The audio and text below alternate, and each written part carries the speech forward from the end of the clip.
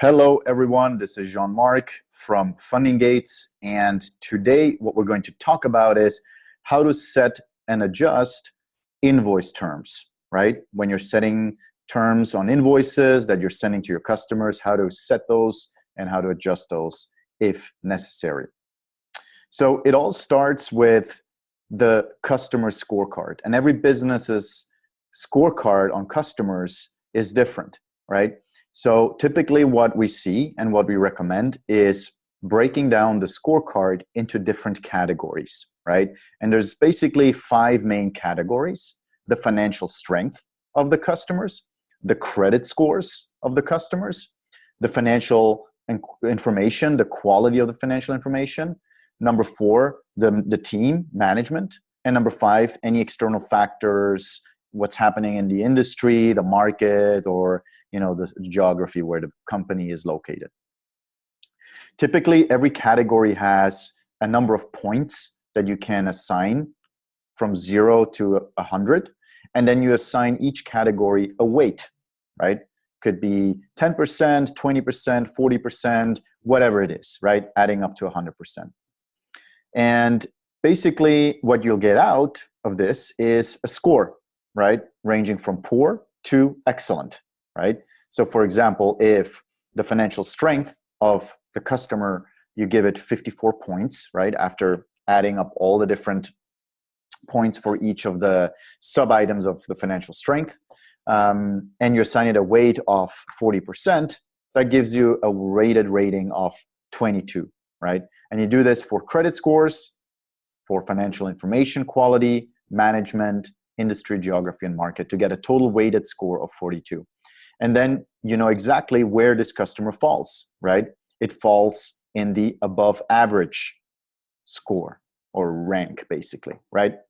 So once you have this credit scorecard set up, right, and you can assign customers to different rankings, right, then you can basically start setting terms for the invoices and also adjust them, right, depending on where the customers are in the scorecard, right? So again, these are just some best practices, some high-level like guidelines, right?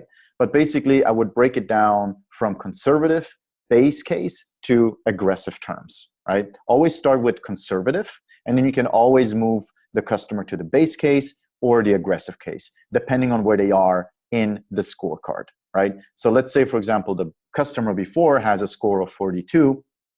Conservatively speaking, you can say that you'd like to get paid 50% upfront and 50% upon project completion with a maximum, net 7 days terms, basically. And there's a 1.5% per month late fee. If the customer does really well and you know them and you have a good relationship with them, you can move them to the base case, basically, right? Where essentially you're extending the terms from net 7 to net 10, right? And then the aggressive case is where you give them net 15 terms, basically, right? So you always want to start at the conservative side, move to base, and then aggressive, depending on your relationships with the customers, how long you've been doing business with them, and where they are on the customer scorecard, right? Another scenario, for example, if the customer has excellent, credit rating, right? You can start conservatively with net 15 to net 30-day terms, 1% discount if they pay within 10 days. It's called 110 net 30, 1.5%, a month late fee. And then when you get to know the customer, you can move on to the base case where you give them net 30 terms, 2% discount if they pay within 10 days, 210 net 30, and then 1% a month late fee. And then aggressive terms is, extend the terms to 45 days. Right? And you basically reduce the late payment fee.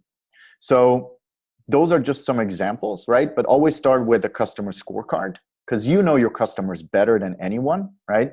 Once you've created an internal scorecard for your customers, you can then set the terms according to kind of high-level guidelines and best practices.